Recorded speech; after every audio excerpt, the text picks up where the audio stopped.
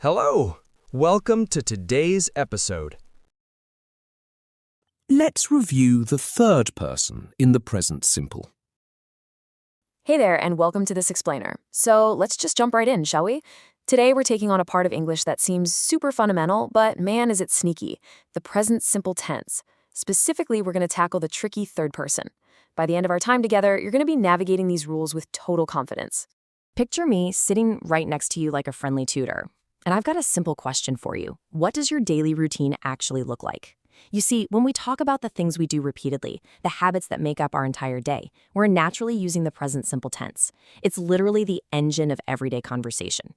If you look at our Unit 3 curriculum here, you'll see that mastering the present simple, and specifically the third person singular, is flagged as a massive milestone. Every single beginner learning English has to cross this bridge. Nailing this is exactly what makes your English flow smoothly and sound completely natural. All right, let's start with familiar ground. When you're talking about yourself, you use the first person, which is simply I. And we just use the base form of the verb. I wake up, I eat, I walk, I go to work, I sleep. It's super straightforward, right? You just drop I right in front of the verb and you're good to go. No changes needed at all. But here's where the plot thickens. What happens when we want to talk about someone else's routine? The moment we shift to the third person, talking about he, she, or it, that base verb, it completely refuses to stay the same. This table right here perfectly captures that shift we're talking about. I wash transforms into he washes. I fix becomes she fixes. I catch turns into he catches. Forgetting to make this change is such a common beginner mistake. It's incredibly easy to accidentally blurt out, he washed the car. But hey, we're going to fix that habit right here, right now, by understanding exactly why it changes. So, what's the golden rule? Well, for the vast majority of verbs, it's incredibly simple. You usually just add an S. I cook becomes he cooks. I read becomes she reads. Honestly, if you can just remember to tack that S onto the end of the action, you're going to be correct like 90% of the time. Moving into Section 1, Spelling and Sound, focusing on the ES rule. Now, when verbs end in specific letters, that simple S rule just doesn't cut it. If a verb ends in what we call hissing or buzzing sounds, specifically the letters SS, X, SH, CH, or Z, or if it ends in the letter O, you can't just add an S. You absolutely must add an ES. Think about it. Trying to add an S sound to a word that already hisses, your mouth simply wouldn't know what to do.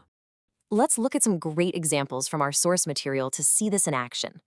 The verb pass ends in a double S, so it becomes passes. Fix ends in an X, making it fixes. Wash has that sh, giving us washes. And catch ends in CH, turning into catches. The spelling changes, sure, but the pronunciation change is what's really key here.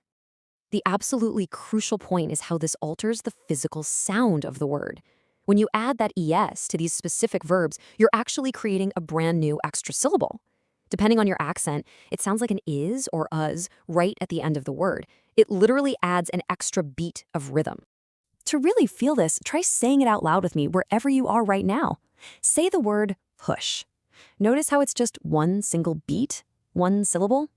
Now say the third person form, pushes, push-s. You can clearly hear and feel that extra beat, right? We just turned a one-syllable word into a two-syllable word. Our pronunciation expert, Emma, really hits the nail on the head here. She points out that you simply must add that extra schwa sound. Otherwise, the word is just way too physically hard to pronounce. She warns against trying to force an S sound at the end of push. You'll just sound like a hissing snake. You need that is to smoothly separate the sounds. Pushes. All right, Section 2, practice time. Let's make it third person. We've got the theory down, but hey, language is all about practice. So, think fast. How do you change these three verbs into the third person for he or she? We've got kiss, which ends in a double S, teach, ending in a cha, and go, ending in an O. Take a quick second, form the answers in your head. You got it.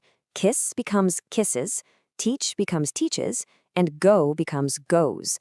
All three of these fall right into our special categories, meaning they all take that tricky ES ending. Notice how kisses and teaches get that extra syllable beat, while goes just smoothly extends that vowel into a vibrating Z sound. And that brings us to Section 3, our final challenge. Let's predict the ending. You know, even when we just add a regular S, the sound it makes can be totally different based on the letter right before it. First up, the word cats. Place your hand gently on your throat. When you say the end of this word, does it have a simple airy S sound, a buzzy Z sound, or the full extra syllable? Say it out loud, cats. If you guessed the voiceless S, you are spot on. Because the letter T in cat is a voiceless sound, meaning your vocal cords literally don't vibrate when you say it, it naturally takes a sharp, breathy S at the end. Your throat stays completely still. Okay, how about the word dogs? Try it again, fingers gently on your throat. Say the word dog. Feel what happens when you hit that G. Now add the plural. What kind of ending sound are we getting there? Since the G in dog is a voiced sound, meaning your vocal cords are actively vibrating and humming, that momentum just carries right forward. So we actually add a buzzy, vibrating Z sound at the end. We spell it with an S for sure, but we pronounce it dogs. And now for the absolute trickiest ones to predict, churches and judges. Think back to the spelling and pronunciation rules we just covered. What is going to happen to the ends of these words when we speak them out loud? You nailed it. Both of these end in those strong ch and j sounds. Because of that, they absolutely require the full is extra syllable to be pronounced correctly. Churches, judges. If you try to say them without that extra beat, your tongue is just going to get completely tied in knots. Well, you've done a fantastic job today mastering the mechanics of the present simple. By understanding not just the spelling rules adding the S or the ES, but the actual physical pronunciation rules of the voiceless S, the voiced Z, and that extra syllable, your daily routine descriptions are going to sound so natural and brilliant. To wrap up this explainer, I want to test your new skills right now. Head down to the comments and describe what your best friend does every day. Do they wake up early? Do they catch the bus? Use your new third-person rules. I can't wait to read them, and I'll definitely be looking out for those perfect S endings. But here's a thought to leave you with. If mastering this one tiny letter unlocks almost every daily conversation in English, imagine what happens when we tackle the irregular verbs next time.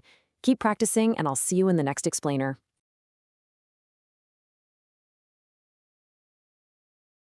Thank you for listening. Have a good one.